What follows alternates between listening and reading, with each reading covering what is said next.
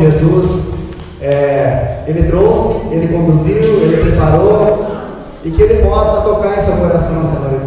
Você que está nos visitando aqui hoje, Jesus, Ele é o nosso Senhor e dono desse povo todo aí. É Ele que nos criou, é Ele que nos sustenta, é Ele que organiza todo o seu povo, e nós queremos com fidelidade tratar esse momento com muita reverência, com muito respeito, pois Ele é digno. Então que nós possamos cantar que esse Deus é santo, esse Deus é digno.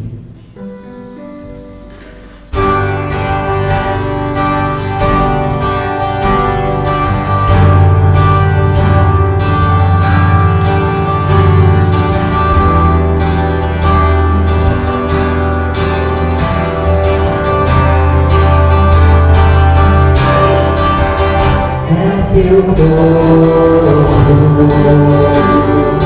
aqui presente, todos numa só voz, declarando que só Tu és grande, exaltamos Teu doce nome.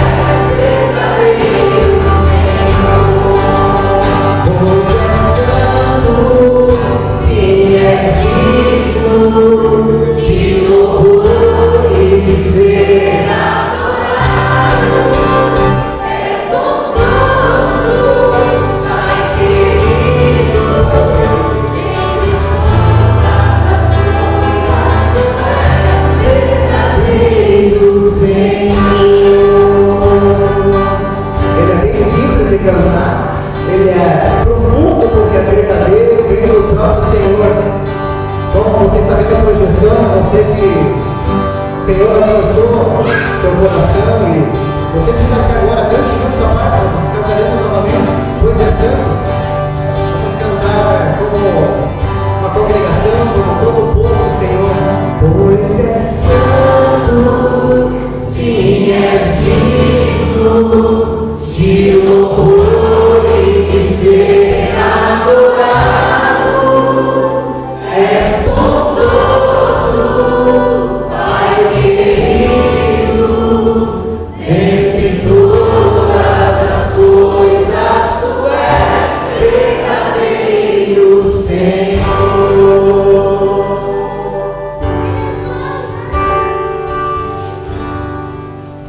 entre todas as coisas, tu és o verdadeiro Senhor. Nosso Pai, esse é o nosso Jesus Cristo. Essa canção, ela fala de um coração que reconhece o Senhor, de um coração que reconhece o Criador. E a nossa resposta, então, só podemos responder a esse Deus. A nossa resposta é nos entregarmos, nos lançarmos nos braços desse Pai amoroso, desse Pai de cuidado, que a nossa vida não está assim, ao vento, não está sobre, vou ir, vou ver o que vai dar. Não, tem o Senhor, tem Deus sustentando e conduzindo tudo, aqui, agora e o mundo todo. Tudo acontece e Ele está lá, está aqui, presente.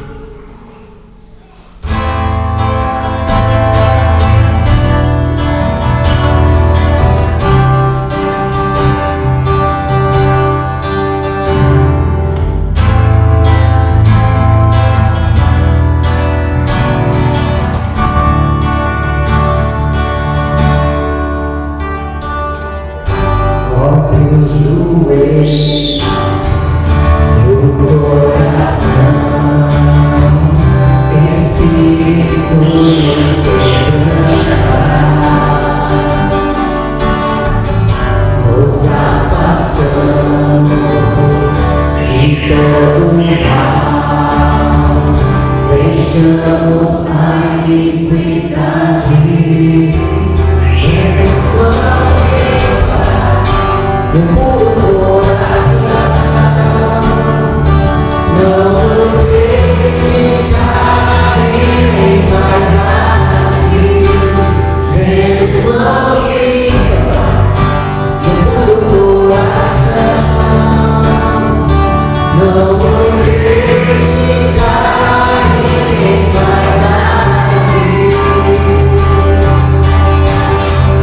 Então deixe-nos ser a geração que te buscar e buscar tua face, ó Deus de Jacó. Então deixe-nos ser a geração que te buscar e buscar tua face, ó Deus de Jacó. Buscamos tua face, ó Deus de Jacó. Eu busco a tua face, ó Deus de Jacó.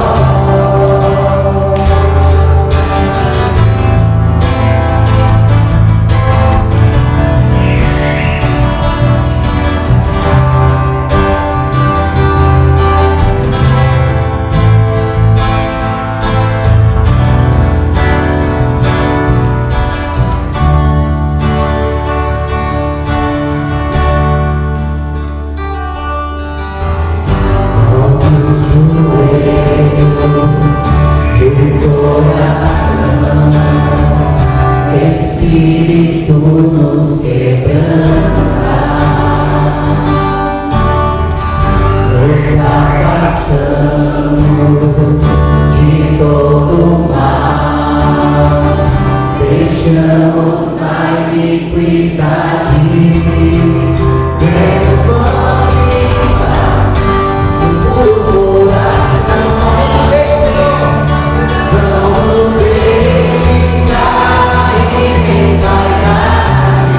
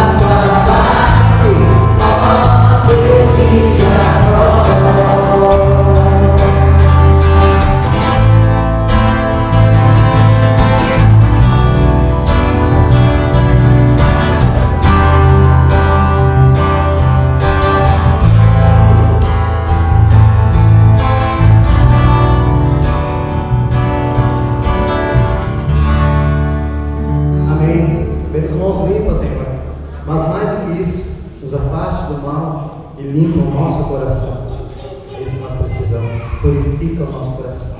Amém?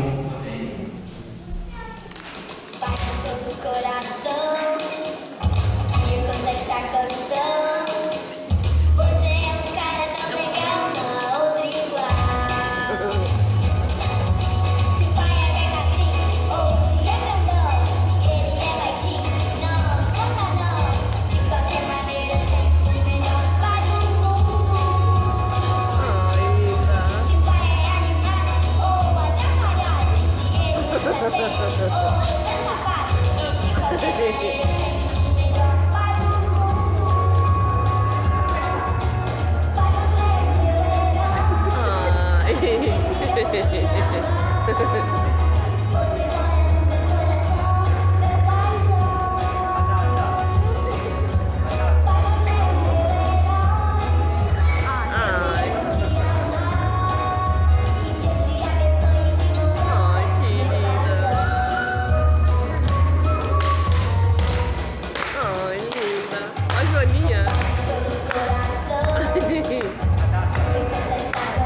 A Joaninha que olhar para as crianças.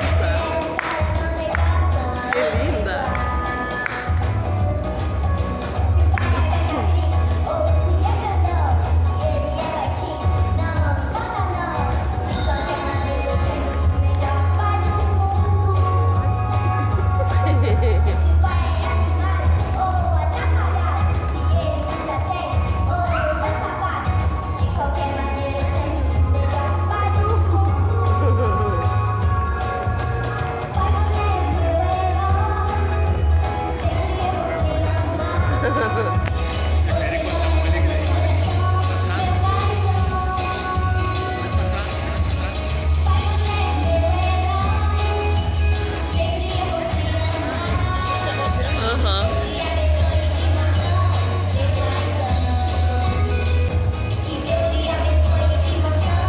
Meu pai.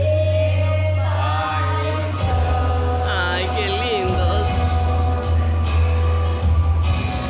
Eu te amo, meu pai.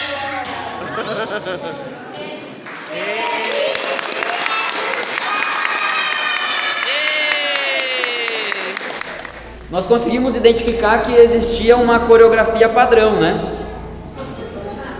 Nessa apresentação. Mas chegou um momento que cada criança fazia o que ela achava que era interessante fazer no momento.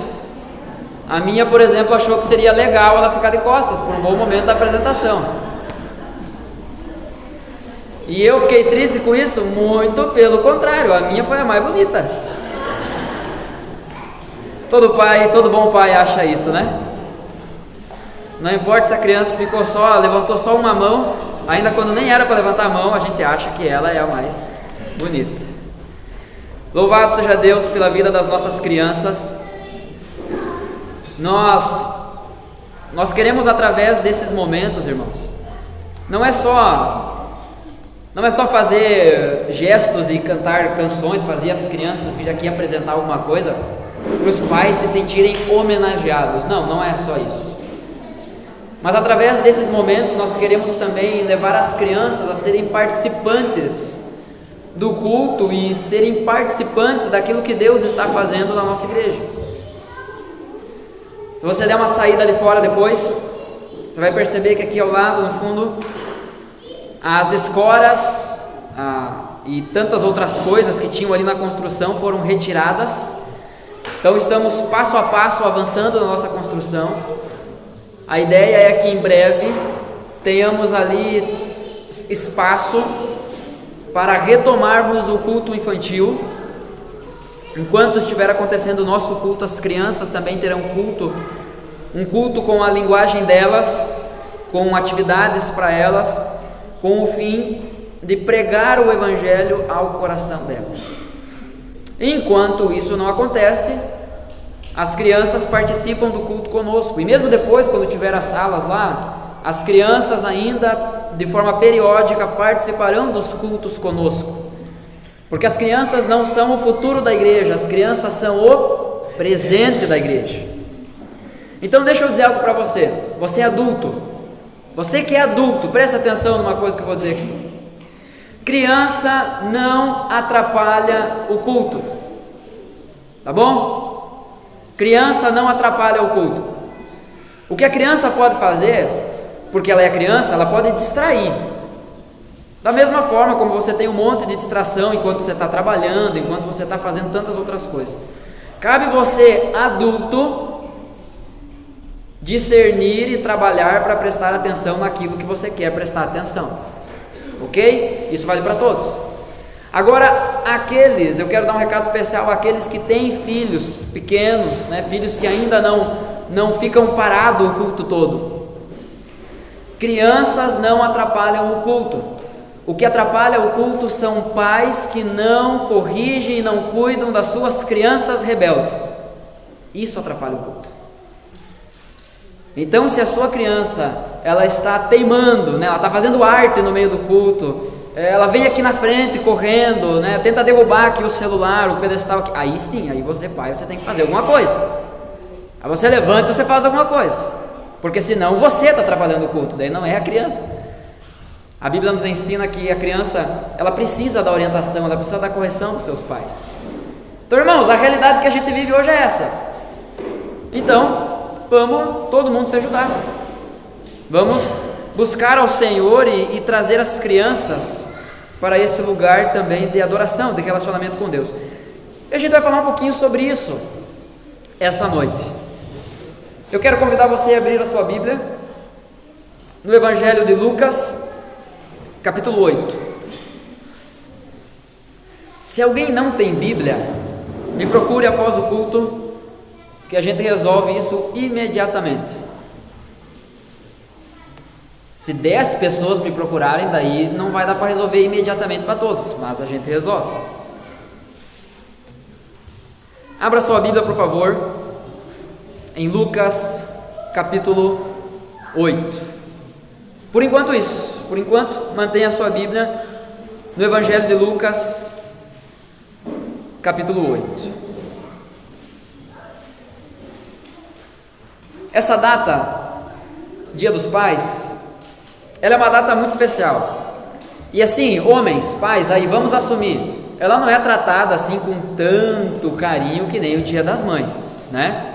O Dia das Mães tem mais pompa, tem mais festa, tem mais homenagem. Então assim, aceita, é assim mesmo, né? Tu não vai por aí nas lojas encontrando muita coisa assim de Dia dos Pais. No máximo um cartaz, um balão com bigode, e é isso. Mas tá tudo bem. Essa data, o Dia dos Pais, ela não deixa de ser uma data especial, porque não há tantas homenagens, ou porque não há tantos presentes, ou coisas do tipo. A verdade é que ser pai é muito mais sobre a gente assumir responsabilidades do que ficar esperando receber presente. A Escritura ela fala muito sobre paternidade. E assim, é inegável a importância da figura paterna na vida dos filhos. A paternidade é um fator determinante para o tipo de adulto que as crianças irão se tornar. Muitos de nós não tivemos a influência paterna, seja lá qual for o motivo, mas é cada vez mais comum nós enxergarmos pais que abandonam, homens que abandonam os seus lares. É cada vez mais comum nós vermos homens que fogem de suas responsabilidades. E quando eu digo lares, eu não estou dizendo simplesmente casas. Quando eu digo lares, eu estou me referindo a famílias. Eu não estou falando simplesmente sobre o homem sair de casa e deixar de lado a sua família, mas eu estou falando sobre aquele tipo de homem que mesmo em casa abandona a sua família. Então se engana quem acha que o abandono acontece somente quando o pai está longe fisicamente. Parece ser algo engraçado, mas os mesmos pais que escovam os dentes no mesmo banheiro que os seus filhos para iniciar o dia, são pais que não são capazes de dizer qual será o tipo de atividade que o seu filho irá fazer, quais são os lugares que ele irá frequentar, que tipo de conteúdo ele vai ouvir. São pais que não estão nem um pouco envolvidos na vida dos seus filhos. São pais que não conhecem o coração dos seus filhos. E isso está se tornando cada vez mais comum. Não normal. Não é normal. Mas cada vez mais comum.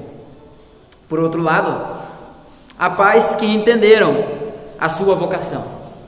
Há pais que entenderam a responsabilidade e o privilégio dado por Deus. Ainda existem homens de verdade que são pais de verdade. Ainda existem homens que estão ensinando seus filhos a serem piedosos, a serem pessoas boas, gentis, pessoas que amam ao Senhor. Ainda há pais assim. Amém? Você é um pai assim? Vou deixar o silêncio constrangedor para 2 amém bem burucuchu que surgiu aí. Mas no final desse sermão nós falaremos um amém diferente. Eu estou falando sobre pais. O chamado para ser pai não é chamado para ser parceiro do seu filho ou da sua filha. Mas ser pai de verdade. É ser um pai e ser amigo, mas primeiro pai.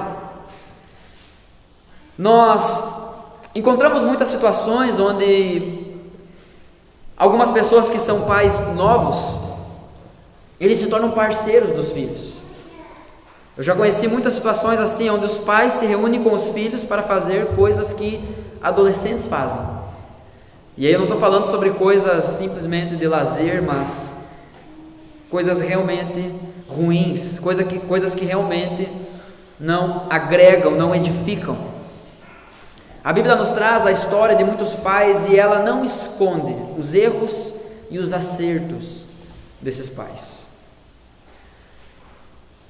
Nosso texto base está em Lucas 8, eu peço que você mantenha esse texto aberto. Mas eu quero falar aqui sobre dois exemplos negativos de paternidade que a Bíblia nos traz. Nós temos o caso de Eli, que era sacerdote no templo, na época em que Ana, mãe de Samuel, foi junto com o seu marido no templo, e no templo ela pedia a Deus para ter um filho, porque ela era estéril. Deus ouve a oração e Ana, ela é abençoada com um filho. E o propósito de Ana foi que se ela tivesse um filho, ela daria aquele filho ao Senhor. Ela ofereceria o filho dela para servir no templo do Senhor. Então nasce Samuel e é justamente isso que acontece. Mas Eli, eu quero colocar aqui um subtítulo, quero de forma superficial, é claro, diagnosticar aqui o Eli como o negligente. Eli foi um pai negligente. Por quê? Porque ele era alguém que tinha sido usado por Deus já em um outro momento. Ele era sacerdote do povo de Deus, era sacerdote no templo de Deus, ele era instrumento de Deus para falar com o povo. Deus falava com Eli e Eli falava com o povo no nome de Deus. Mas os seus filhos, os filhos de Eli, eram ímpios. Eram filhos que não amavam o Senhor. 1 Samuel capítulo 2, versículo 12, vai dizer que esses filhos, eles eram filhos de Belial. Sabe o que era o Belial? O que significa? Era alguém sem utilidade. Eram filhos que não serviam para nada. Era assim que eram conhecidos os filhos de Eli. Eles trabalhavam também no templo, mas eles não serviam para nada bom. Pelo contrário, eles roubavam as ofertas dos outros ainda. E comiam as comidas que eram ofertadas no templo. Filhos inúteis. Por quê? Porque Eli negligenciou a sua casa. Gente, a história de Eli daria um sermão. Mas ao longo da história dele nós vamos perceber por alguns relatos específicos, alguns detalhes específicos, que Eli não só deixou de disciplinar e de cuidar dos seus filhos, como também ele se juntou com os seus filhos naquilo que era mal. Deixa eu perguntar, você é que nem Eli? Um pai negligente? E aí nós precisamos estabelecer algo aqui. Pai não é apenas aquele que o é de sangue. Pai também é aquele que assume o papel de paternidade na vida dos seus filhos, na vida das crianças. Pai também é aquele, ou melhor, aquela que por algum motivo precisa assumir esse papel, porque o pai foi embora, ou o pai faleceu, enfim, as circunstâncias são muitas. Mas eu estou falando sobre assumir esse papel. Você tem assumido esse papel de forma negligente? Um outro exemplo negativo, Ezequias, o egoísta. Ezequias foi um grande rei. Ezequias viveu grandes coisas com o Senhor. Se tu puder desligar o retorno aqui para mim, sabe onde é que é?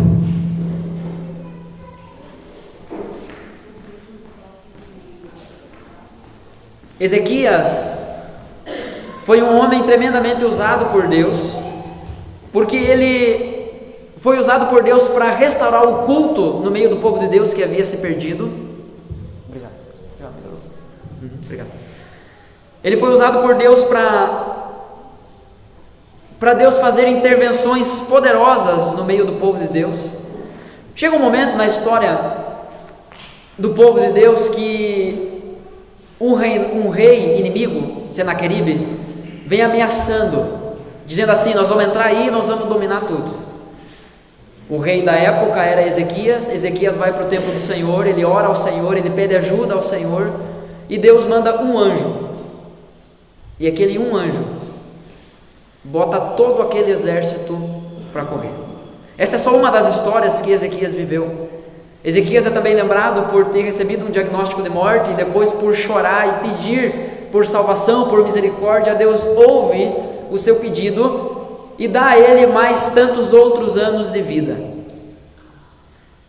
Esse é Ezequias, mas Ezequias foi egoísta, porque depois dessa situação, Ezequias ele se torna alguém prepotente, ele se torna alguém vaidoso com as suas riquezas, com as riquezas que ele tinha alcançado dentro do seu reinado. O resultado da história de Ezequias é que o Senhor manda o profeta dizer para Ezequias o seguinte: tu vai morrer, vai vir um povo inimigo, povo da Babilônia, eles vão tomar tudo o que existe dentro desse reino, os teus filhos serão feitos de escravos e muitas pessoas serão mortas, mas isso vai acontecer só na geração dos teus filhos. O texto diz em 2 Reis capítulo 20, do versículo 17 até o versículo 20, que Ezequias se agradou daquilo que ele ouviu, porque ele pensou assim: certamente nos meus dias eu terei paz. Olha só que tipo de pai, um pai egoísta, que só pensa em si. Não importa se a geração futura vai sofrer dano, se a geração futura vai ser feita de escravos, se eles vão morrer, não importa. O que importa é que eu estou bem. Deixa eu perguntar para você: você é um pai egoísta? Você é um pai que só pensa em si? Você é um pai que vive para si? Uma das maneiras de escancarar o orgulho de uma pessoa é através dos filhos. Pode ter certeza disso. Porque quando você está no bom do sono, que o seu neném acorda e você tem que levantar para socorrer, para atender, que ali você vê o quão egoísta você é, o quanto você gostaria de ficar dormindo, ou o quanto você, pai, gostaria de mandar a mãe, né? Afinal, ela é mãe, ela se vira. Vai a mãe, a criança só se acalma com a mãe. Essa é uma boa desculpa para um egoísta. Você é um pai egoísta? Mas também há exemplos positivos. Nós temos o exemplo de Jó. A gente lembra de Jó por causa do sofrimento. A história de Jó é uma história muito, muito bonita. Jó é conhecido como um homem que tinha tudo. Mas quando a Bíblia fala que Jó tinha tudo, não fala somente sobre coisas que nós podemos enxergar com os nossos olhos. Fala também sobre valores e princípios que não são visíveis, pelo menos que não estão gritando dentro da história de Jó. Mas um olhar mais atento, nós vamos perceber que Jó era um pai intercessor. No livro de Jó, no capítulo 1, versículo 5, nós vamos ter o relato de que os filhos de Jó, eles tinham o costume de se encontrar de tempos em tempos. Há quem diga que era para as festas de aniversário. Então tu imagina 10 filhos se reunindo periodicamente para as suas festas de família. Isso dava pelo menos aí uma festa por ano, levando em conta que não era só nos aniversários. Mas o texto diz que Jó se levantava de madrugada, já com os seus filhos adultos, porque já não moravam mais em casa. Jó se levantava de madrugada e orava pelos seus filhos e oferecia sacrifícios a Deus com o seguinte pensamento: pode ser que os meus filhos tenham pecado contra o Senhor, então eu vou aqui orar a Deus, buscar a Deus para que eles sejam reconciliados com Deus. Vou pedir a Deus pela vida dos meus filhos. Você é um pai intercessor? Ou você tem deixado isso para outras pessoas? Você tem terceirizado isso? Não, bom mesmo a igreja vai ficar quando tiver sala para as crianças, daí as crianças vão aprender sobre Jesus. Não, ela tem um pai, ela tem uma mãe, é seu papel. Não adianta você chegar aqui e dizer assim: pastor, eu trouxe aqui meu filho para o senhor orar por ele, porque olha, ele está impossível. Chegar para mim e dizer isso, eu vou olhar para ti e vou dizer: impossível é tu. É tu que tem que orar pelos teus filhos. E é claro que eu posso orar pelos teus filhos. É claro que nós devemos orar uns pelos outros, e nesse caso pelos filhos dos outros, é claro.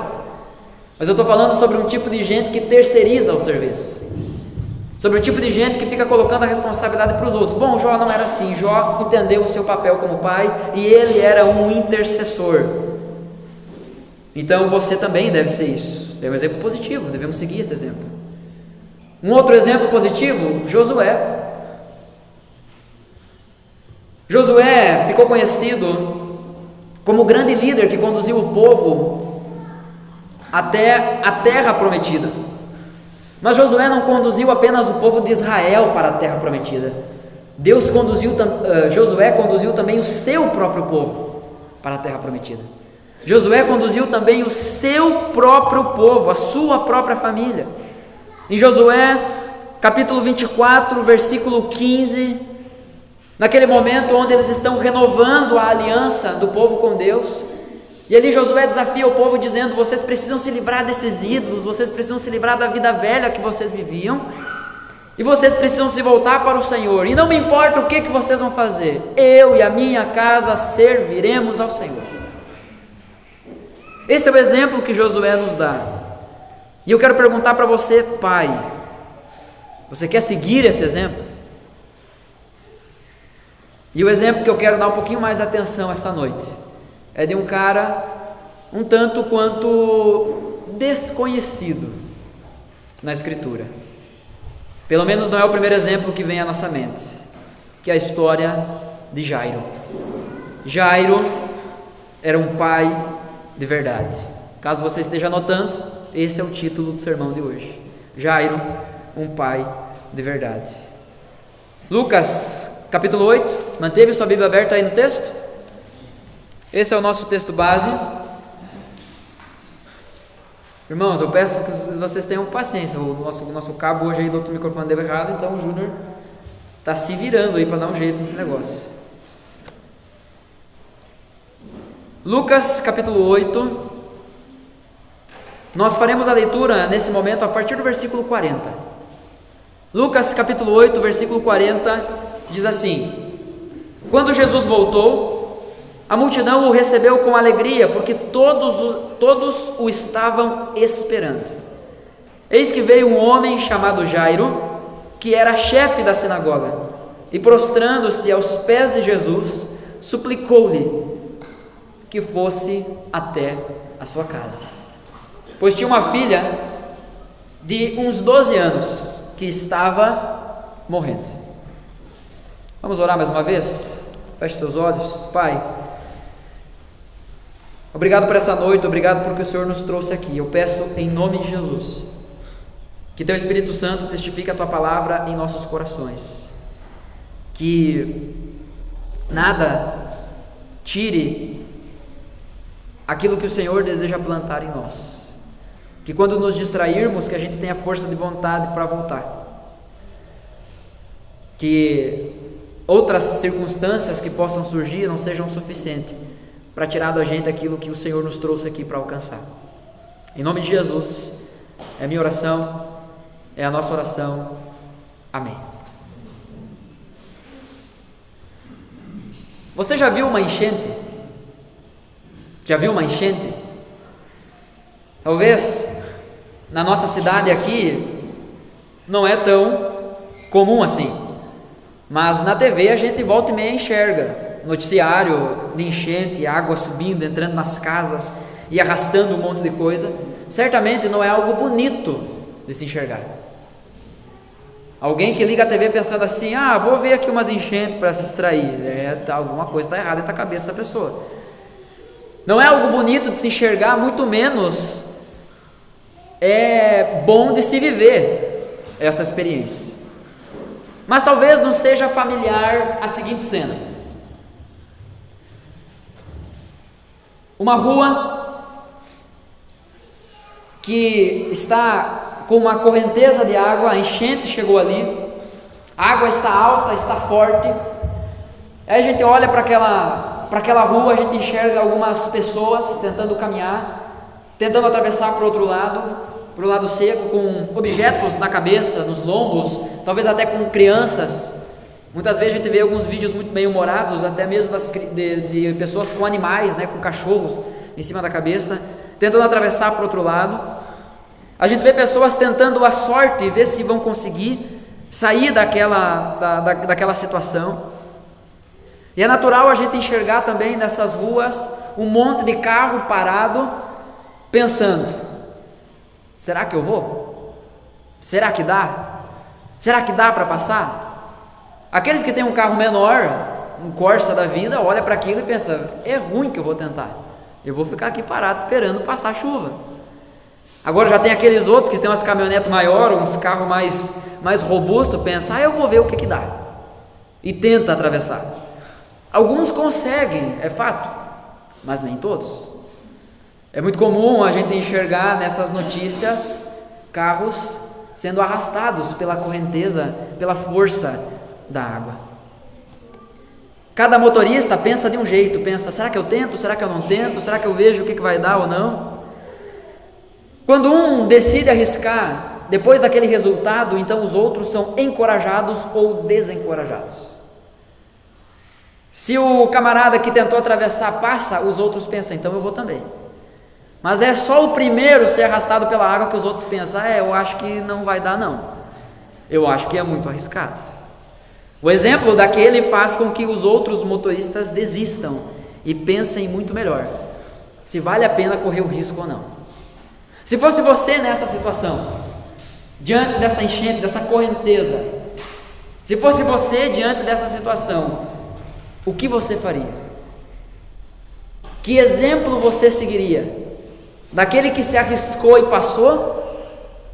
Ou daquele que ficou parado porque não valia a pena o risco? A resposta para isso depende do que tem do outro lado. Se eu quero atravessar, mas é para eu não chegar atrasado no trabalho ou em algum compromisso, eu não sei se vale a pena assim.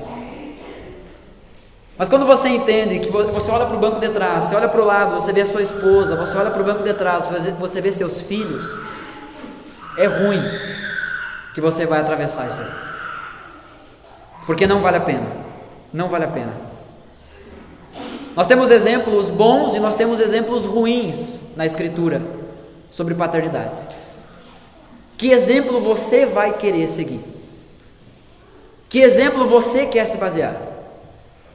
Você vai olhar para Eli e pensar: bom, se Eli, que era sacerdote, que cuidava do templo de Deus, negligenciou os filhos, então eu não estou tão ruim assim. Para quem você vai olhar? O nosso desafio é olhar e ser encorajado por aquilo que a Bíblia aponta e trata como algo piedoso. E aí nós chegamos na história de Jairo, aquele que é um pai de verdade. Eu quero separar as minhas considerações sobre a paternidade de Jairo em duas partes.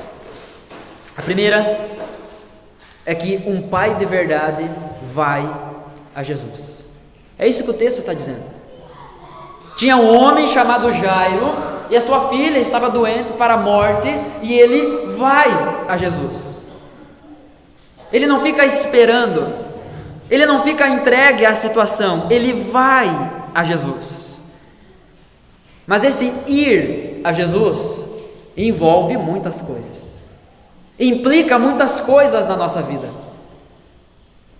Então, a minha ênfase essa noite, irmãos, ela é uma ênfase para a paternidade, mas os princípios que falaremos aqui são aplicáveis a todos nós.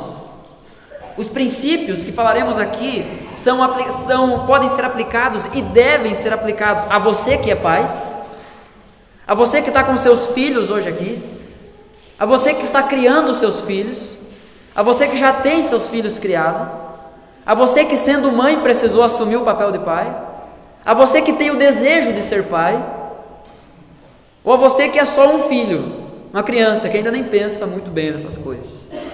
Isso serve para você também. Um pai de verdade vai a Jesus. Então aqui eu já estou estabelecendo um princípio. A Escritura já está nos estabelecendo um princípio. Um pai de verdade, ele vai a Jesus em busca de satisfazer as necessidades da sua família. Um pai de verdade vai a Jesus. Perceba comigo, Jairo, ele reconhece a sua insuficiência. Ele reconhece que ele não tem aquilo que a família dele está precisando. Em nenhum momento o texto diz que Jairo era um pai ruim, que Jairo era um pai negligente, que Jairo era um pai que não amava a sua família, que não amava seus filhos. Não, pelo contrário. Jairo era chefe da sinagoga do povo. Era ele que ministrava o culto, era ele que era responsável pela liturgia, era ele que organizava a questão administrativa da sinagoga, a igreja da época. Mas Jairo reconhece que tudo aquilo que ele tinha era insuficiente. Apesar da sua posição, ele sabe que tudo o que ele tem não pode tirar ele daquela situação desesperadora. O problema é que muitos de nós não entendemos que muitas vezes a situação da nossa família é desesperadora. A situação desesperadora que Jairo está enfrentando é a morte iminente da sua filha. Talvez muitos de nós, pelo menos até onde eu sei, não estamos enfrentando essa situação.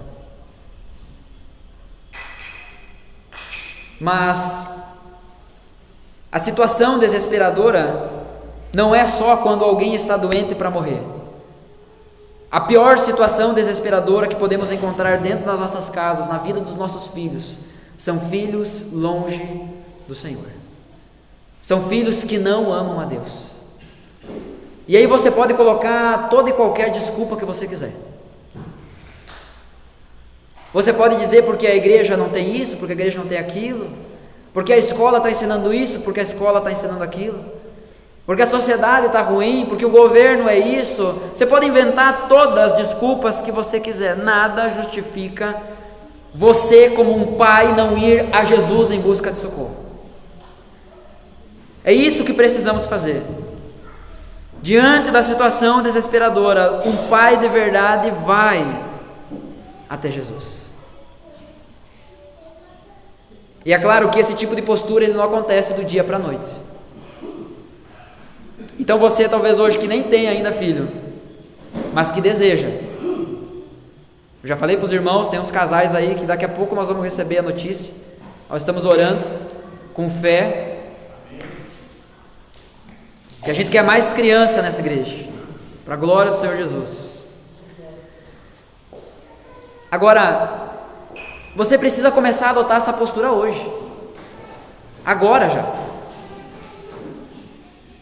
Não é cedo demais para você começar a ir a Jesus em busca de ajuda para a sua família. E também não é tarde demais para você fazer isso. Presta atenção, você pai aqui que é um pai mais velho, que teus filhos já estão criados, já são homens, já são mulheres. Talvez você precise chegar em casa, ou chegar na casa dos seus filhos, das suas filhas, e pedir perdão para eles. Pedir perdão porque você não foi um pai que deu o exemplo, você não foi um pai que buscou a ajuda do Senhor, você não foi um pai que mostrou qual era o caminho para a graça de Deus. Sabe, Jesus, Ele ainda trabalha as nossas vidas mesmo depois que os nossos filhos já cresceram. Eu não sei, você vive alguma situação desesperadora? Você como pai, você vive alguma situação desesperadora com os seus filhos? Se a tua resposta for não, talvez seja um não só por enquanto. Pode ser que daqui a pouco isso aconteça. Então, o quanto antes você tomar essa posição de ir a Jesus em busca do auxílio do Senhor, o quanto antes você fizer isso, melhor. Mas entenda um pouco mais do coração desse pai. Entenda um pouco mais do coração de Jairo. O texto traz um detalhe importante: 12 anos. A menina tinha 12 anos. 12 anos na tradição judaica era a idade em que a menina, a criança, ela deixava de ser criança e através de uma celebração, era um marco, o aniversário era um marco na história daquela moça, daquela menina, que com 12 anos ela deixava de ser menina e se tornava uma mulher. E aí a educação dela já era outra, a ênfase do caminho dela já era outro. A mãe já ensinava coisas de adulto para ela, preparava ela para ser uma mulher da família. Então pensa, essa criança com 12 anos está com uma doença e essa doença vai matar ela. E é por isso que aquele pai desesperado vai até Jesus. Em certo sentido, a vida da filha de Jairo estava terminando antes mesmo de começar. Nós somos muito bons para irmos a Jesus em busca de ajuda quando os nossos filhos, as nossas filhas se envolvem em situações ruins, se envolvem com companhias ruins, assistem coisas que não devem. Mas esse não é o maior problema, isso é apenas a evidência do problema. O verdadeiro problema está no coração.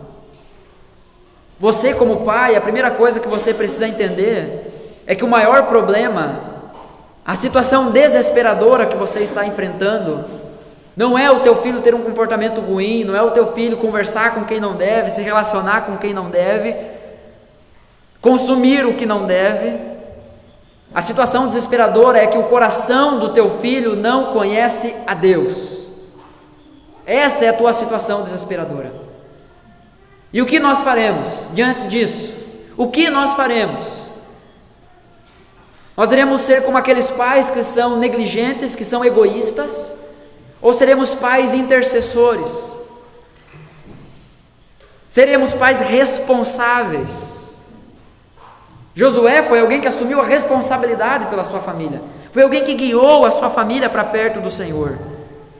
Que tipo de pai estamos sendo? Que tipo de família estamos sendo? Que tipo de legado estamos deixando?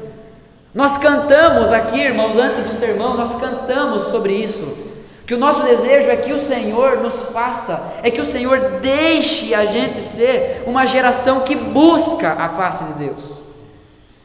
Por que nós queremos isso? Para, assim como Ezequias viveu uma vida boa e depois que se dane o resto? Não. Nós queremos isso porque nós queremos deixar um legado para os nossos filhos. Nós queremos deixar um legado para as nossas crianças.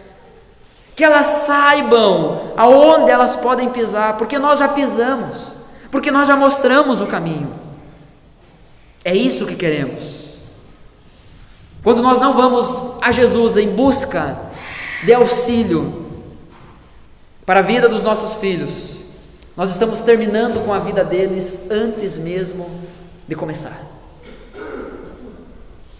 Porque aquela criança que se tornaria um adulto, que poderia ter uma vida plena, uma vida satisfatória, uma vida verdadeiramente feliz, uma vida em Jesus, por falta de exemplo, por falta de ter um pai, uma figura paterna de verdade na vida dela, se torna alguém que não ama Jesus, se torna alguém que não tem exemplo, se torna alguém que não quer saber das coisas do Senhor. E aí nós passamos muitas vezes 10, 15, 20 anos da nossa vida sendo uma vergonha de pai, para depois lá na frente dizer, pois é, fazer o quê? Eu não posso mudar o coração. Existe uma janela de tempo que nós precisamos aproveitar. É quando o seu filho é bebê, é quando o seu filho é criança, que você tem o poder, que você tem influência e autoridade sobre a vida dele. É ali, esse é o momento mais fértil onde você pode plantar o Evangelho. É nesse momento que você deve fazer isso. Sabe, irmãos, eu vejo aqui, por exemplo, o Pedro, olha aqui para mim, o Pedro, cara, eu vejo o Pedro orando aqui na quinta-feira, e eu percebo o Pedro orando muitas vezes igual o Júnior, porque ele escuta o Júnior orando. Eu vejo tantas outras crianças. Esses dias eu recebi um vídeo, eu não lembro que momento que foi, mas a Martina no colo do Vini, e enquanto cantávamos, ela estava de costa para a letra, mas ela estava cantando a letra da música, porque ela ouve essa música, porque ela conhece essa música. E eu poderia dar um exemplo aqui sobre cada criança aqui. Poderia dar exemplos sobre a minha filha, mesmo tão pequena ainda, mas nós já temos percebido como ela tem bebido do Evangelho. É esse o momento que nós temos que aproveitar. Nós temos que preparar o caminho para os nossos filhos.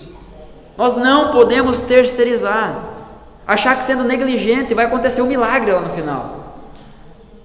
Deus colocou você como pai, como mãe na vida do seu filho, da sua filha, para você assumir esse papel.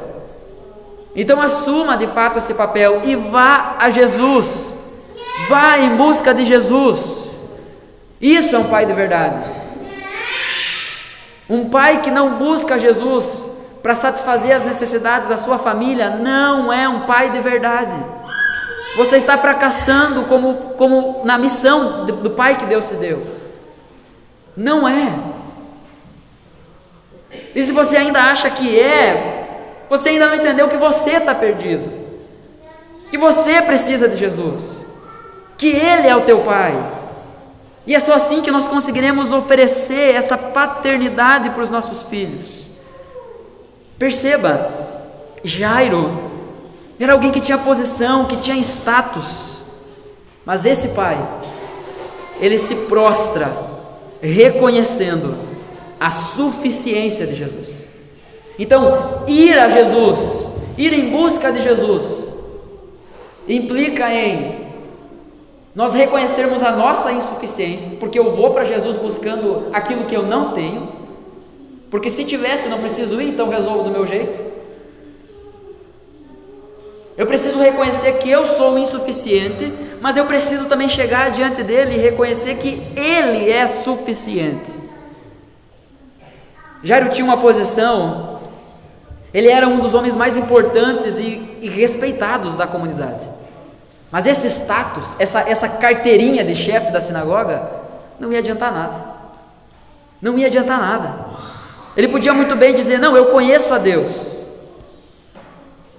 Eu já vi Deus fazer muito milagre. Eu já vi Deus fazer muita coisa. Eu vou viver a minha fé do meu jeito, eu não vou até esse Jesus aí. A minha filha vai ser curada. O texto não fala sobre isso, mas é um tanto quanto seguro nós assumirmos que Jairo já tinha tentado outras coisas, porque ele era alguém que conhecia Deus, ele trabalhava na casa de Deus, ele já tinha tentado orar, ele já tinha tentado fazer ofertas, ele já tinha tentado fazer um monte de coisa, mas ele precisou chegar diante de Jesus e reconhecer que Jesus era o único suficiente. Jesus, eu tenho um problema, a minha filha está morrendo. Esse homem, ele suplica a Jesus com esperança. Por quê? Porque ele sabe, ele está ali entendendo quem Jesus é. Um dos problemas que enfrentamos é que muitos de nós não sabemos quem Jesus é. Muitos pais têm entregado a responsabilidade de instruir os filhos no caminho do Senhor para as mães. E quando dá errado, a gente diz que a culpa é da mãe.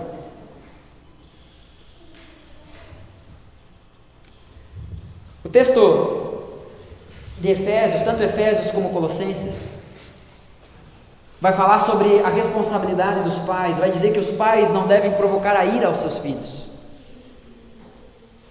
O texto diz que os pais devem instruir os filhos no caminho do Senhor. Há um detalhe muito interessante nesses textos, por quê? Porque quando diz, pais, não provoquem os seus filhos a ira, sabe, não seja um mentiroso, é uma das formas de você provocar o seu filho a ira. É quando chega alguém na sua casa, você diz assim, diz lá que eu não estou. Você atende o telefone, você dá o telefone para o filho e diz assim, diz que eu não estou, diz que eu estou dormindo. É você dizer para o teu filho, você tem que ler a Bíblia, mas você não lê. É você dizer para o teu filho, ira é pecado, mas você, qualquer coisinha está chutando tudo.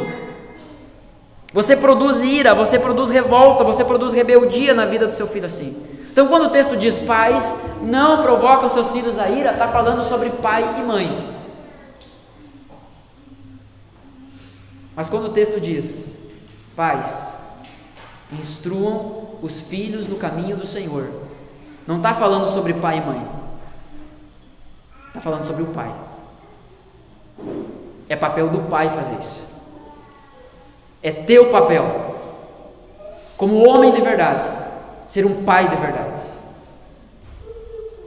ou como um crente de verdade, assumir esse papel de responsabilidade de instruir o teu filho no caminho do Senhor. Porque nesse sentido nós temos algumas pessoas que, por conta de várias circunstâncias da vida, muitas delas antes de encontrar Jesus, precisam ser pai e mãe, mas que, se esse for o caso, que sejam de verdade, assumindo essa responsabilidade, instruindo os filhos no caminho do Senhor. Não é só dizer pode ou não pode, mas é mostrar, é ensinar, é fazer a criança ver quem é Jesus através da sua vida. É tratar Jesus como a única esperança para as circunstâncias mais desesperadoras. Esse pai está fazendo isso. Ele vai a Jesus, ele se prostra diante de Jesus, o texto diz.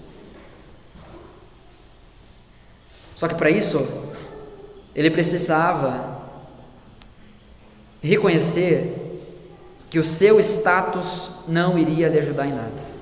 Ele precisava abrir mão da sua própria força, ele precisava se humilhar. Esse pai, ele não chega diante de Jesus como quem reivindica direito, como quem diz assim, Jesus, eu estou aqui cuidando da igreja, eu estou aqui administrando todas as coisas, e tu está cuidando do povo aí que nem quer saber de ti, só querem cura. Eu dedico a minha vida para ti, eu trabalho para ti. Jesus, vamos lá em casa curar minha filha. Não, ele não chega exigindo nada de Jesus, pelo contrário, ele clama por misericórdia. Senhor, a minha filha está morrendo, por favor vá até a minha casa. Perceba, ele se prostra aos pés de Jesus. Ele não chega só dizendo assim, com licença, Jesus, por favor, Jesus, por favor, porque tem muita gente gritando em volta, então Jesus não está ouvindo ele falar. Não, ele chega desesperado, ele se lança aos pés de Jesus, não tinha como Jesus não ver ele. Ele se lança aos pés de Jesus e diz: vai até a minha casa. Ele suplica, pedindo socorro, pedindo favor. A filha dele está morrendo. Como nós deveríamos pedir ajuda ao Senhor se estamos enxergando os nossos filhos morrendo? O tempo vai passando e a natureza pecaminosa dos nossos filhos vai ficando cada vez mais latente. Eles mentem cada vez mais, eles se iram cada vez mais rápido. Constantemente o orgulho aparece, a vaidade é alimentada, o egoísmo sobressai, e nós estamos passivos diante dessa situação, olhando, pensando: eu vou arriscar, eu vou ver o que vai dar. Se passar, passei, mas e se morrer? E se o cenário for o pior possível? Valeu a pena? Claro que não.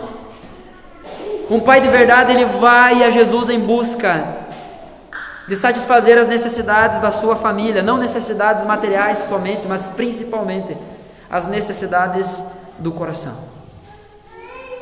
Então você, pai, você precisa sair daqui essa noite com uma decisão de se jogar aos pés de Jesus e pedir socorro para Ele em favor da tua família.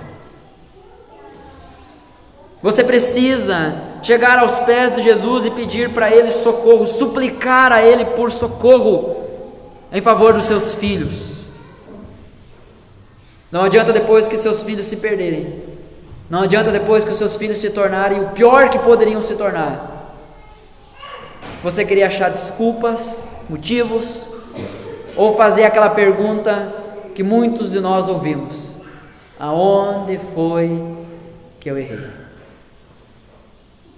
Hoje é dia de você se lançar aos pés de Jesus. Hernandes Dias Lopes diz que não há lugar na terra mais alto do que esse, aos pés de Jesus. Cair aos pés de Jesus é estar em pé diante de qualquer circunstância, porque é Ele que sustenta. Então, um pai de verdade vai a Jesus. Ele não fica passivo, não fica passivo diante das circunstâncias. Ele vai a Jesus, ele levanta e vai, ele levanta e assume a responsabilidade. E esse é o meu desafio para você, pai. Levante-se e vá a Jesus, clame a Jesus. Há homens maus lá fora, de olho nos teus filhos, de olho nas tuas filhas. Satanás com seu exército de demônios estão olhando para os seus filhos, estão olhando para as suas filhas. Levante-se, homem de Deus, e vá a Jesus, como um pai de verdade, porque a tua mão não é suficiente para proteger os teus filhos. Nós precisamos da mão, do braço, da proteção do Deus onipotente. Em segundo lugar, um pai de verdade crê até o fim. A história de Jairo, ela é interessante porque ela sofre uma interrupção. O relato, tanto de Mateus, Marcos, Lucas, trazem Jairo indo a Jesus pedindo ajuda, e Jesus diz: tá bom, eu vou contigo. Só que no meio do caminho, a multidão seguia Jesus e apertava Jesus. E eu quero convidar você a ler comigo a partir do versículo 49, então, do capítulo 8 de Lucas.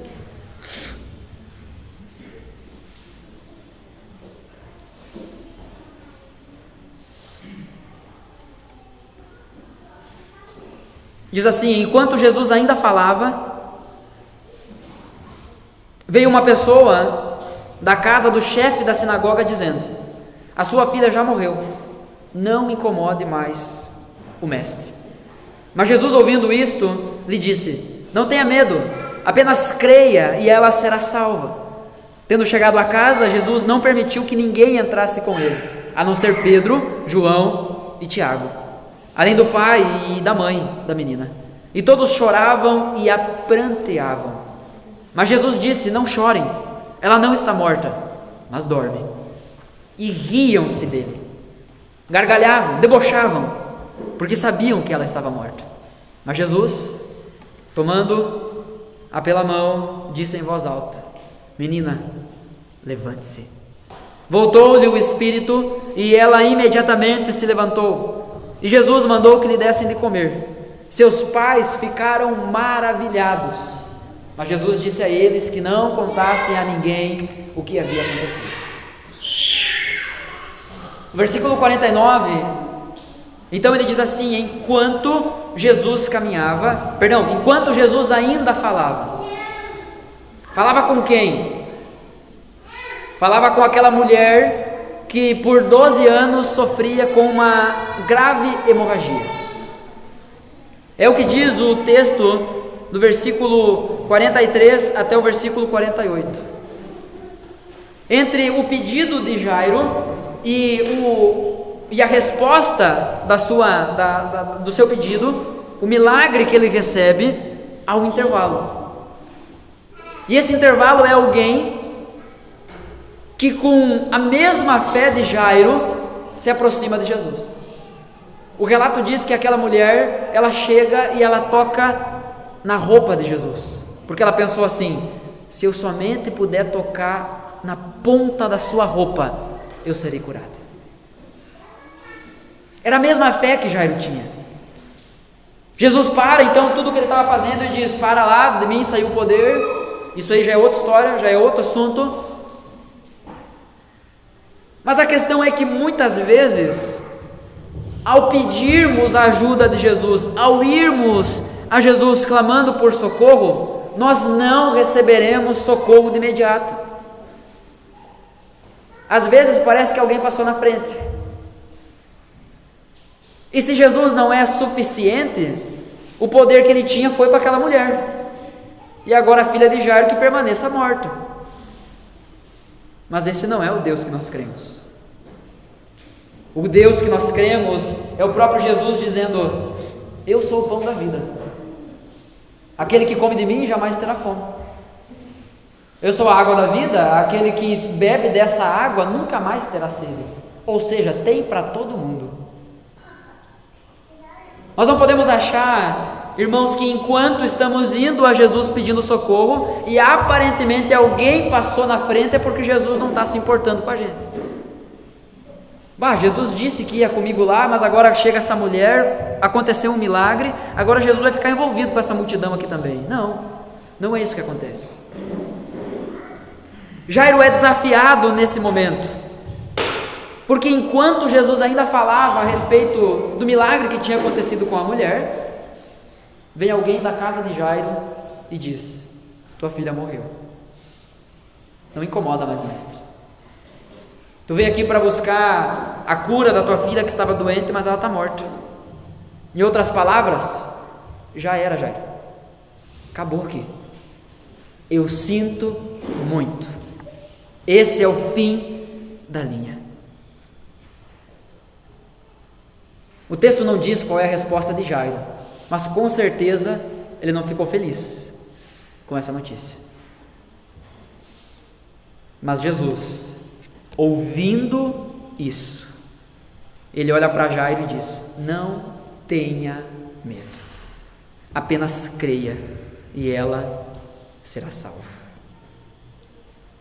Irmãos, crer até o fim, um pai de verdade crê até o fim, e crer até o fim implica, de acordo com esse texto, pelo menos em 3 coisas. Primeiro, não ouvir as circunstâncias, porque a circunstância está dizendo: deu, acabou, está morto, não dá mais, Jairo. Mas Jesus diz: não tenha medo, creia. Talvez você já foi a Jesus em algum momento, mas aquilo que você foi buscar ainda não chegou. Talvez hoje você está desanimado de tanto orar pelos seus filhos, pela salvação deles, e isso ainda não chegou. Talvez você está desanimado de orar por alguém e a salvação ainda não chegou. E você vê a pessoa cada vez indo de mal a pior. Você escuta pessoas chegando para ti dizendo: deu, acabou, não dá mais, não adianta, está perdido. Mas o que Jesus nos diz essa noite é: não tenha medo, creia, creia. Um grande pastor americano, o John Piper, ele conta que John Piper é o tipo de homem que ninguém tem a coragem de dizer assim: esse cara não foi alguém piedoso, não foi um crente bom. Mas ele conta que já na fase adulta, onde um dos filhos não morava mais com ele, e ele se encontrava regularmente com o seu filho para almoçar com o filho. E esse filho, mesmo tendo sido criado nos caminhos do Senhor, depois de uma certa idade tinha se desviado. Eu não lembro os detalhes da história, mas uma coisa me marcou. Porque nesse relato, ele diz assim: enquanto eu estava sentado com o meu filho, degustando um delicioso almoço, nos meus olhos, no meu rosto, corriam lágrimas, por saber que o meu filho estava perdido. E enquanto eu almoçava com ele, enquanto conversava com ele, o meu coração gritava: Jesus, encontra o meu filho. Talvez essa seja a tua situação. Você tem filhos que não conhecem ao Senhor. Quando a Bíblia nos ensina que devemos instruir a criança no caminho que deve andar, para que depois de adulta ela não se desvie, para que depois de velha ela não se desvie, esse texto não está falando sobre uma fórmula mágica, 2 mais 2 igual 4. Não. Mas o texto está nos ensinando um princípio o qual fica claro no Novo Testamento, onde a salvação é individual. Nós devemos honrar o nosso papel, a nossa responsabilidade e pregar para os nossos filhos. Pregar para os nossos filhos, pregar para os nossos filhos, amar os nossos filhos com o amor de Jesus, todos os dias, ensinar a eles a perdoar como nós perdoamos, ensinar eles a odiarem o mal como nós odiamos, ensinar a eles a se comprometerem com as coisas de Jesus como nós nos comprometemos. É isso que eu estou dizendo: pregar para eles, pregar para eles, pregar para eles. Não é botar o teu filho de castigo e ler a Bíblia enquanto está de castigo. Isso não vai produzir vida dentro dele, isso irá produzir morte dentro dele. Tampouco é deixar teu filho: não, ele vai ler a Bíblia a hora que ele quiser. É claro que todas essas situações dentro de um lar, elas mudam de acordo com a idade dos filhos. Mas o que não pode mudar é a nossa postura de fé até o fim, de que Jesus vai salvar a nossa casa, de que Jesus irá salvar a nossa família. A minha filha, a Jojo, ela entrou numa fase, ela vai fazer 2 anos no fim do ano, novembro, e ela entrou numa fase em que ela já não deita e dorme tão facilmente como era antes. Ela deita, ela quer ficar conversando, ela quer ficar brincando. E aí então nós estamos numa fase onde a gente tem que ficar ali com ela dentro do quarto. E ela levanta, a gente tem que dizer: deita. Mas ela deita, daqui a pouco ela levanta e conversa. Mas eu decidi começar a plantar algo no coração dela. Eu vou para o quarto com ela, na hora de dormir. Ela está naquela fase que ela fica imitando o que a gente faz. E eu dobro os meus joelhos na cama. E ali eu digo para ela: vamos falar com Jesus? E ali eu faço uma oração em voz alta. Eu digo: Senhor Jesus, abençoa a vida da Jojo, que ela durma bem e durma até amanhã de manhã. Que eu não quero que ela acorde de noite, eu quero também dormir a noite toda. E enquanto ela não dorme, eu fico ali de joelhos. E aí orando, não mais em voz alta, mas em silêncio. E a oração que eu mais faço é: Senhor Jesus, encontra o coração da minha filha. encontre o coração da minha filha. Eu não sei quando isso vai acontecer, mas até isso acontecer, Senhor, eu estou aqui diante de Ti pedindo, Senhor, encontra a minha filha. Eu quero ser um pai de verdade, que crê até o final, que a minha filha será salva. E eu quero desafiar você, pai, a assumir essa postura também, a orar pelos seus filhos, a pregar para os seus filhos. Pregue para o seu filho, pregue para o seu filho. Não deixe ao acaso, não deixe largado, pregue para o seu filho. Ainda que as circunstâncias digam que o pecado vai vencer, continue crendo.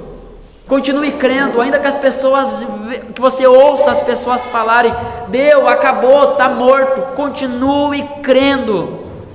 Não ouça as circunstâncias, mas ouça o que Jesus diz. E o que Jesus diz é: não tenha medo, creia, creia.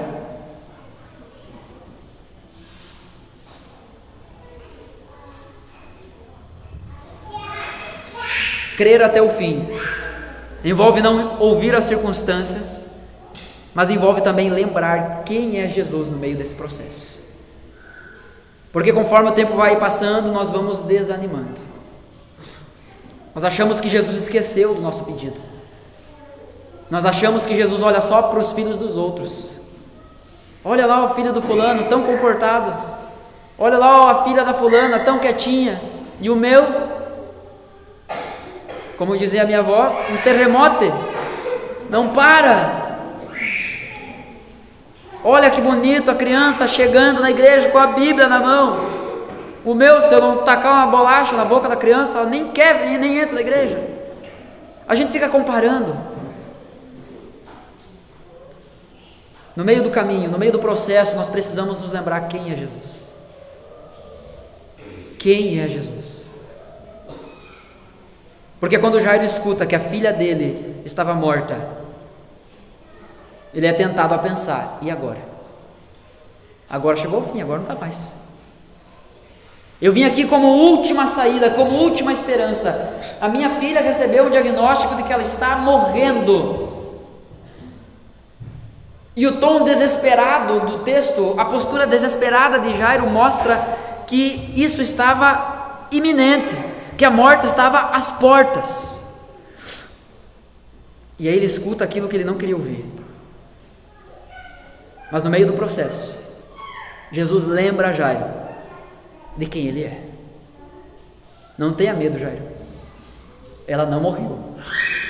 Ela está dormindo. Ela apenas dorme.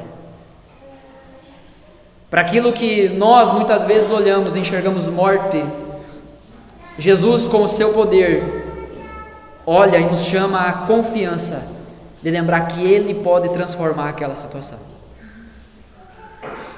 Não importa o buraco que os seus filhos se enfiaram, não importa o tanto de pecado que já cometeram, não importa o quão difícil está sendo a criação, a disciplina, a correção, a instrução dos teus filhos, Jesus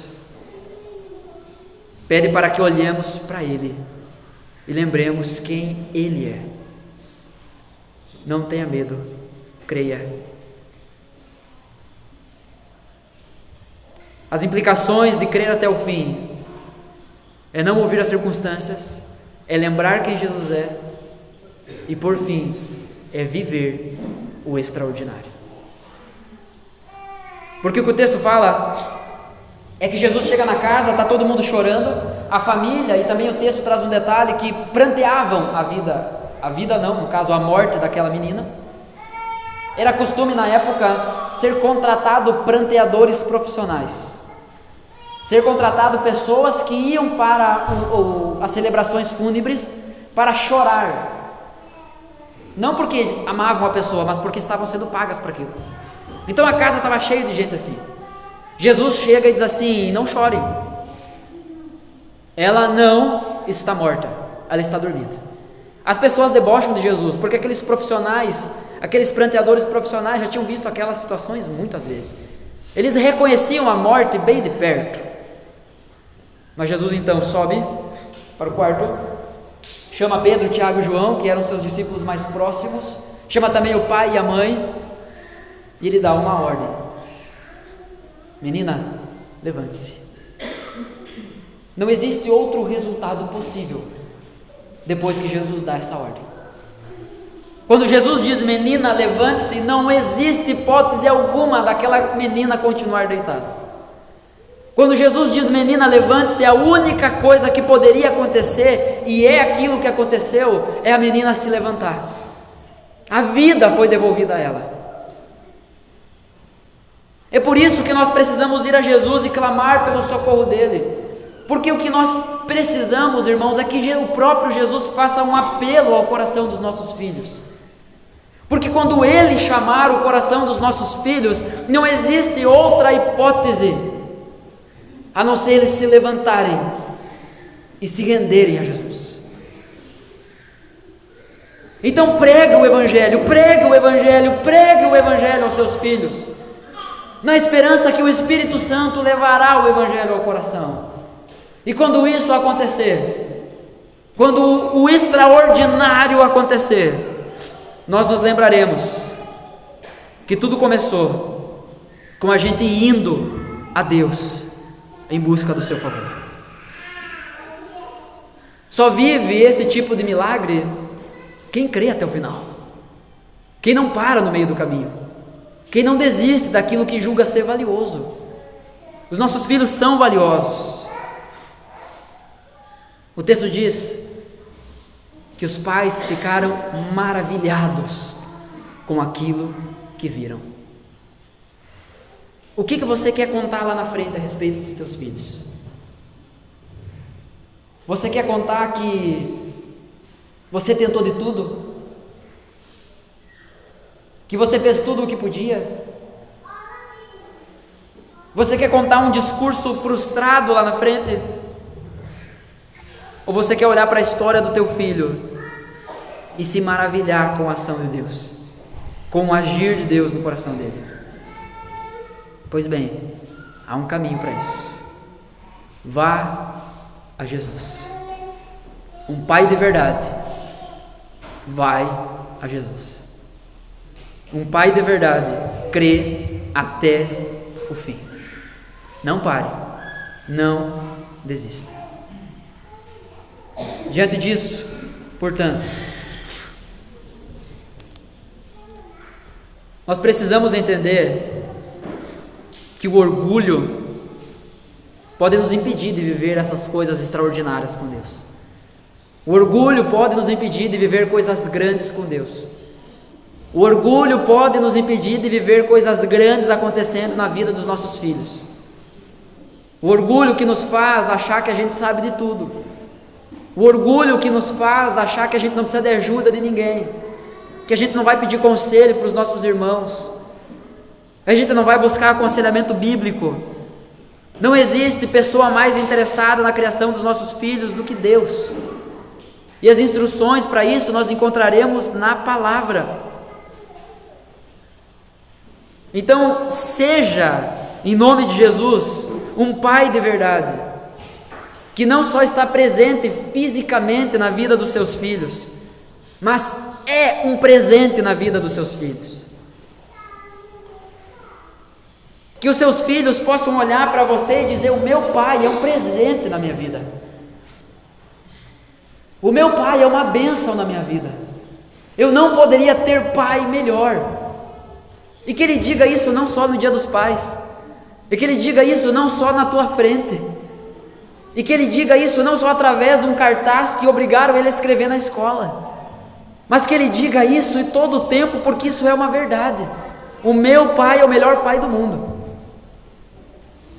O que você quer contar lá na frente?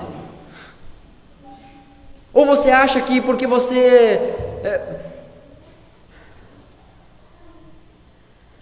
tem pais que acham que estão cumprindo plenamente os seus papéis com o discurso de que eu não deixo faltar pão na mesa.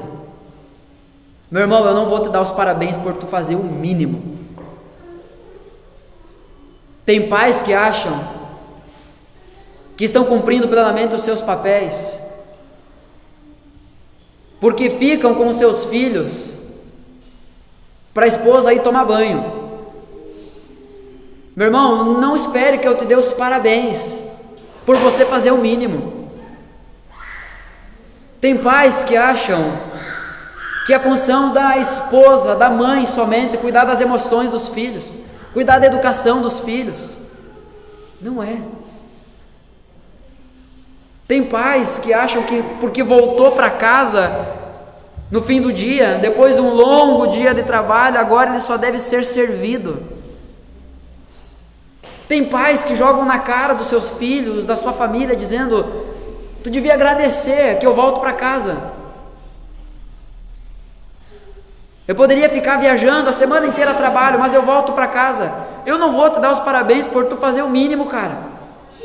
É o mínimo que tu pode fazer. Mas não se contente em ser um pai que está presente. Seja um presente na vida do teu filho. Seja um pai que traz alegria para dentro da casa. Seja um pai que traz graça para dentro da casa. Seja um pai que traz segurança para dentro da casa. Seja um pai que traz confiança para a vida do seu filho, que traz fé para a vida da sua filha. Seja um pai que é um presente. Seja um pai de verdade. Coloque a vida dos seus filhos aos pés de Jesus, pois Ele, Jesus, está caminhando com você nessa desafiadora missão de criação. Você não está sozinho criando seus filhos. Vá a Jesus e Ele vai te acompanhar nessa caminhada. E diante das circunstâncias desanimadoras, lembre-se que Jesus é poderoso para tornar qualquer cenário de completa desesperança em celebração e alegria. Aquilo que não tem esperança nenhuma, a situação perdida, Jesus tem poder para tornar aquilo em celebração e alegria. Seja um pai de verdade e atraia o seu filho para esse lugar de rendição aos pés de Jesus. Com toda a certeza, essa é a melhor coisa que você pode dar ao seu filho, é ensinar a ele a se render diante de Jesus. Isso é ser um pai de verdade. Se você não está sendo um pai de verdade, o meu apelo essa noite para você é: arrependa-se. Que o nosso desejo, como pais, e aqui dá a oportunidade para você dar um amém com fé. Os pais, eu quero ouvir as vozes grossas agora nesse momento. O desejo do nosso coração, irmãos, como pais, é sermos pais de verdade, pais que vão a Jesus para satisfazer as necessidades reais das suas famílias, pais que creem até o final, porque colocaram as suas vidas aos pés de Jesus. Esse é o tipo de pai que queremos ser. Amém? Amém. Melhorou. Eu quero orar nesse momento. Quero convidar você a baixar a sua cabeça, fechar os seus olhos.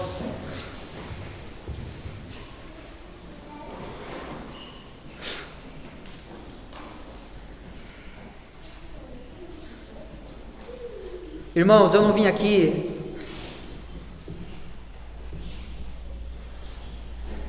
atirar pedra em ninguém, ainda que às vezes isso possa parecer. Mas eu não vim aqui para apontar simplesmente os teus erros, mas eu vim aqui para te ajudar a olhar para o único que pode nos ensinar a ser um pai de verdade. Então, depois de ouvir tudo isso, você ainda pode manter o teu discurso de que você não teve um bom pai, ou você nem tem pai. Mas não é isso que define quem você é. Cristo define quem você é. É Jesus que define quem você é. Então, vá a Jesus. Clame pelo socorro dele. Peça para que o amor dele entre no teu coração.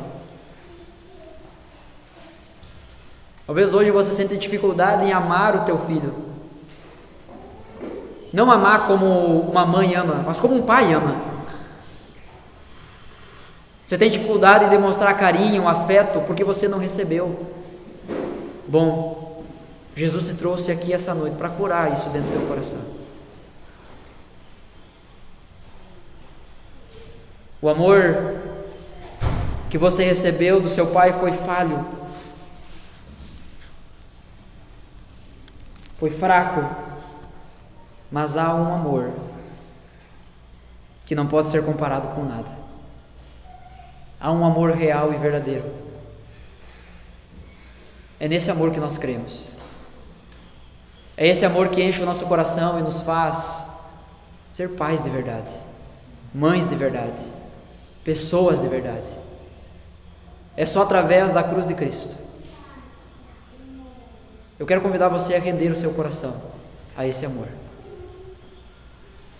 a você buscar conhecer mais esse Jesus, porque assim você estará trilhando um caminho seguro para os seus filhos virem após você.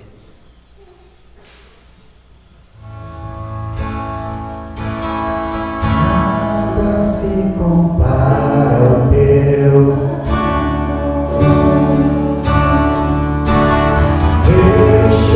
sua glória habitou em nós, tudo foi entrado. Eu sou Messias, nossas nações,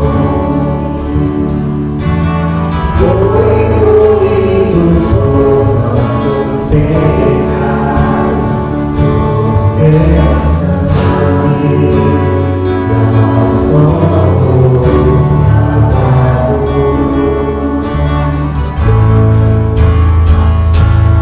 no castigo que nos traz a paz, estava tudo em ti.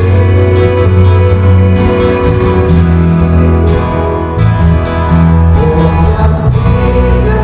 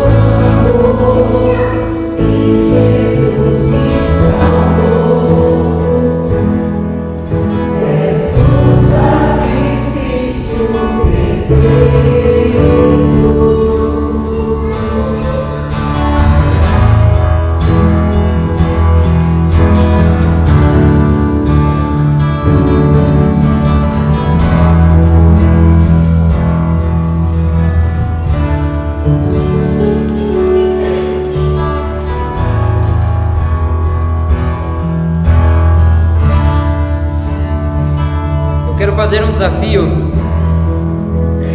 aos pais aqui essa noite.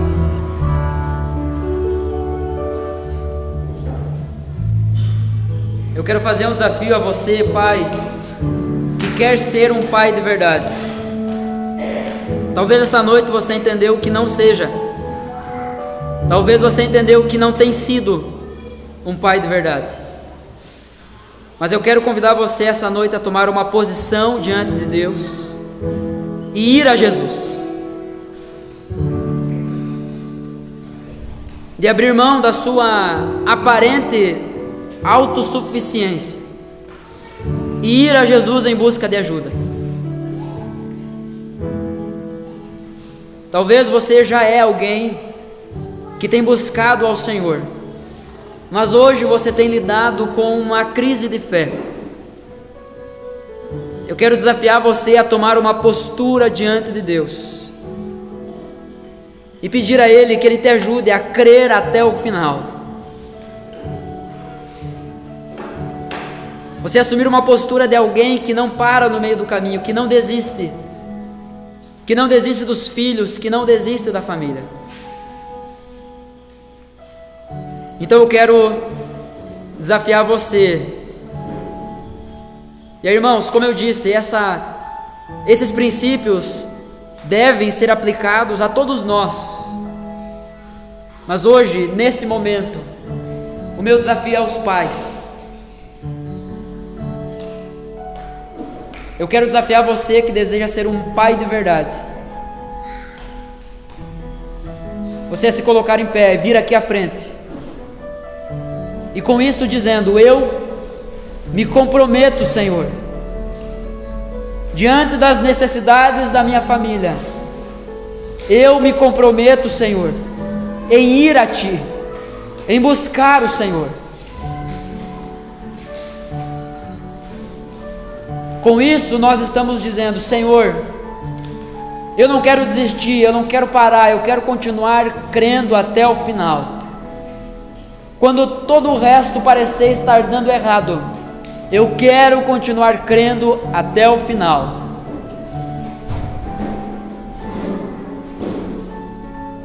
Eu quero ser um pai de verdade.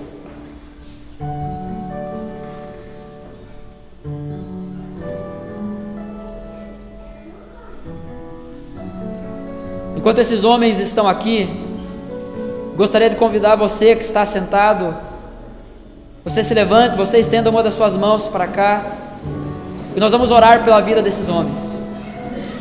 Nós vamos orar pela vida desses pais.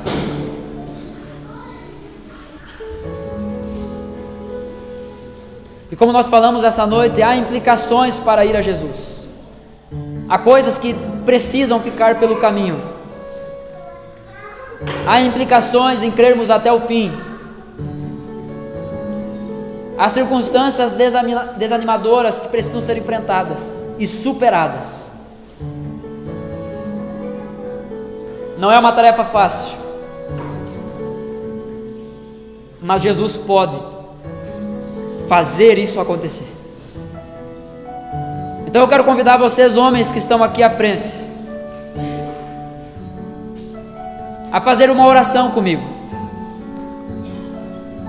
a repetir uma oração comigo. Se você concorda com aquilo que eu irei falar, eu vou dizer e você vai falar depois. Mas você vai falar como alguém que realmente quer.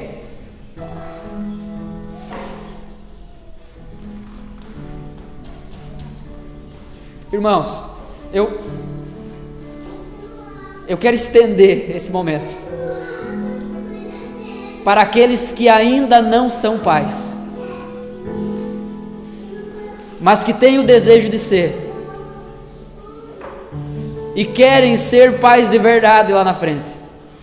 Eu quero convidar você a se juntar a esse grupo também, e juntos nós iremos orar. Senhor Deus, foi muito fraco. Senhor Deus, nós somos teus filhos. Nós recebemos o teu amor.